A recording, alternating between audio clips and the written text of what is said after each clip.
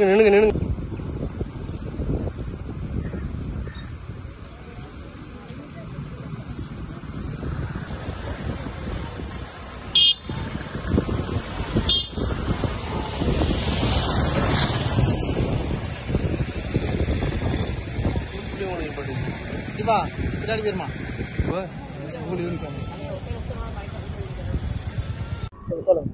என் பேர் வந்து சசிகலா. நான் வந்து இலங்கை தமிழர் மறுவாழ்வு முகாம்ல இருந்து குளத்துவாய்ப்பட்டி எங்களோட ஊர் வந்து நாங்க வந்து எதுக்கு வந்திருக்கோம் அப்படின்னா இங்க கலெக்டரை பார்த்து மனு கொடுக்க வந்திருக்கோம். எதுக்குன்னா ரெண்டு ஊர் தரப்பு ரெண்டு பேருக்குள்ள பிரச்சனையை வந்து ரெண்டு ஊர் ஆக்கிட்டாங்க. எங்களை வந்து இப்ப அந்த ஊர்ல வந்து நாங்க இருக்கக்கூடாது வாழக்கூடாது அப்படின்னு சொல்லி எங்களுக்கு வர்ற அத்தியாவசிய பொருள் தண்ணி பால் குழந்தைகளுக்கு பாலெல்லாம் இல்லை நிப்பாட்டிட்டாங்க அந்த ஊர்க்காரங்க சேர்ந்து. இதை நாங்க வந்து கோரிக்கையா சொன்னா போலீஸ் என்ன பண்றாங்க உள்ள வந்து நீங்க வந்து அகதி நீங்க வந்து இங்க வாழக்கூடாது நீங்க வந்து இங்க வந்து உங்களை காப்பாத்திக்க தான் வந்து நீங்க வந்து அந்த மாதிரி தான் நீங்க இருக்கணும்னு எங்களை வந்து அடக்குறாங்களே தவிர எங்களை வெளியில விட மாட்டேங்கிறாங்க.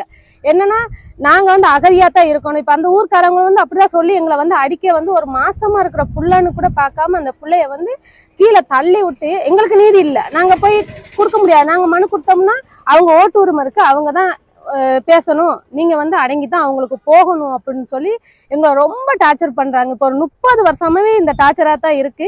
இப்ப என்னன்னா எங்க வீட்டுக்கு பக்கத்துல கூட எங்களால கால் வச்சு வெளியே வர முடியல. அப்ப அந்த ஊரை தாண்டி தான் நாங்க வந்து வெளியே வரணும்.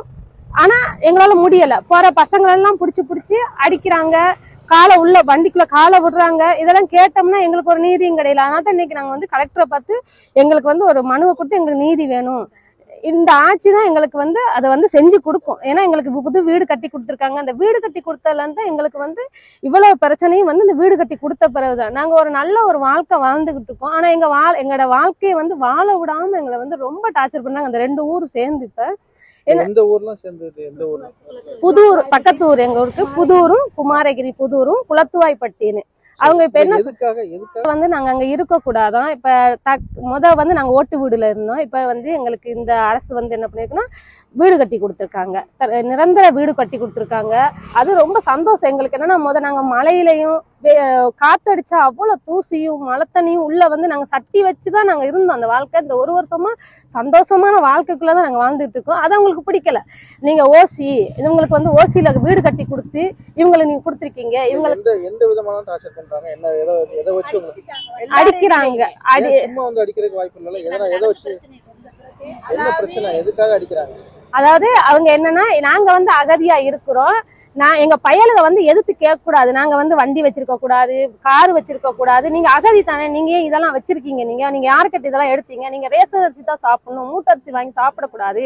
நீங்க வந்து பையரிசி வாங்கி சாப்பிடறதுனால தான் உங்களுக்கு வந்து கொழுப்பு வந்து ஏறுது. நீங்க வந்து உங்க கொழுப்பை வந்து நாங்க அடக்குறோம். அவங்க இடைஞ்சலா இருக்கு. நாங்க என்ன இடைஞ்சல்னா நாங்க வந்து ஆடு மாடு வச்சிருக்கோம். ஆடு மாடு வந்து மேய்க்க கூடாது. நாங்க அவங்க பிஞ்சையில தான் வந்து ஆடு மாடு மேய்க்கணும். அவங்க ஆடு மாடு வச்சிருக்கணுமா அந்த ஆடை வந்து நாங்க மேய்க்கணுமா நாங்க. அதனால அவங்க வந்து நாங்க எப்படின்னா எங்க பயலுக்கு வந்து 6 நாள் வேலைக்கு போவாங்க. நைட்டோ பகலோ அவங்க வந்து வேலைக்குன்றத வந்து நிப்பாட்ட மாட்டாங்க. அவங்க வந்து வேலைக்குன்னு போவாங்க.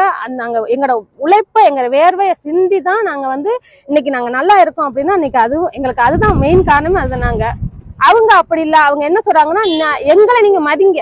நீங்க வந்து நாங்க வரக்குள்ள சாமின்னு கூப்பிடுங்க கை கட்டி நில்லுங்க எங்களை பார்த்து. நீங்க வளரக்கூடாது. நீங்க என்ன இப்படி வண்டியில போறீங்க நீங்க நடந்து போங்க நாங்க வரக்குள்ள நீங்க நடந்து போங்க. இதெல்லாம் அவங்க மெயின் காரணமா வச்சிருக்காங்க. அப்ப எங்களுக்கு வந்து கவர்மெண்ட் வந்து சப்போர்ட் பண்ணுது. அவங்கள அகதியா வந்திருக்காங்க. நாங்க இங்க ஓட்டு உரிமையோட இருக்கோம். எங்களை விட்டுட்டு நீங்க அகதியா வந்து அவங்கள வந்து நீங்க பாக்குறீங்க அப்படின்னு ரொம்ப டார்ச்சர். இந்த இவ்வளவு நாளா நடந்துகிட்டு இருந்த வாய் வார்த்தையா இருந்தது. இந்த ஞாயிற்றுக்கிழமை சாயங்காலமே வந்து கைக்கலப்பா வந்து முகாம் வந்து கொளுத்தணும்னு வந்துட்டாங்க. உள்ள 50 குடும்பத்தையும் கொளுத்தணும். ஸ்டேஷன்ல வந்து அவங்க கம்ப்ளைண்ட் இல்ல. நாங்க வந்து ஸ்டேஷன்ல தான் வந்து நாங்க லோக்கல் ஸ்டேஷனை விட்டு தான் நாங்க வந்து அங்கதான் கம்ப்ளைண்ட் கொடுக்கணும். அவங்க என்ன சொல்றாங்க அப்படின்னா நீங்க வந்து பொழைக்க வந்தீங்க. அவங்க என்ன சொல்றாங்களோ நீங்க அதை கேட்டுதான் இருக்கணும் அந்த மாதிரி பேசுறாங்க. அவங்க எஸ்ஏ ஒரு பேரு என்ன ஸ்டேஷன்ல சொல்றாங்க. பேரு என்னன்னா பொழைக்க வந்தவங்க அப்படின்னு சொல்லிட்டு ஒரு பொண்ணுன்னு கூட பார்க்காம ஒரு நேத்து கை ஓங்குறாரு அடிக்கிறதுக்கு. எதிர்த்து கேட்க கூடாதுன்னு சொல்றாங்க. நாங்க பேசக்குள்ள நீங்க வந்து வாயை அடக்கித்தான் நிக்கணும், நீங்க வந்து எதிர்த்து எதுவுமே பேசக்கூடாது அப்படின்றாங்க.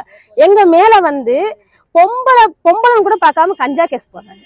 நீங்க வந்து பொம்பளை ஆம்பளைன்னு கஞ்சா அடிக்கிறீங்க, தண்ணி அடிக்கிறீங்க, போதையில தான் இருக்கிறீங்க அப்படின்னா நாங்க வந்து உயிரை காப்பாத்திக்க நாட்டுக்கு வந்து எங்களோட வாழ்வாதாரத்தையும் பார்க்க நாங்க ஒரு குழந்தை குட்டியெல்லாம் வச்சிருக்கோம். நாங்க பிள்ளையோட நல்ல சந்தோஷமான ஒரு வாழ்க்கை வாழணும்னா இந்த தமிழ்நாட்டுல நாங்களும் தமிழர்கள், எங்களை தமிழ்நாடு ஏத்துக்கும் அந்த ஒரு நம்பிக்கையில நாங்க வந்து தமிழ்நாடு எங்களை ஏத்துக்கிருச்சு. ஆனா எங்களுக்கு கவர்மெண்டால வர எல்லா சலுகையும் வருது, அதெல்லாம் ஒண்ணு நிப்பாட்டல, எல்லா சலுகையும் வருது.